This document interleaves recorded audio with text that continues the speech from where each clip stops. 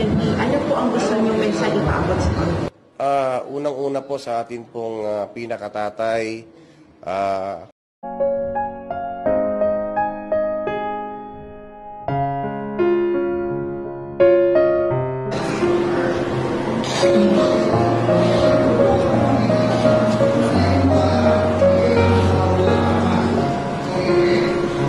maraming salamat po, tay.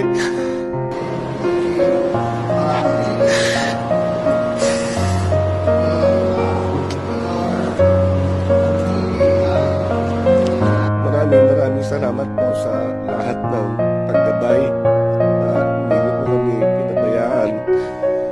Men and officers of the PNP would like to render our snappiest salute to the Commander-in-Chief.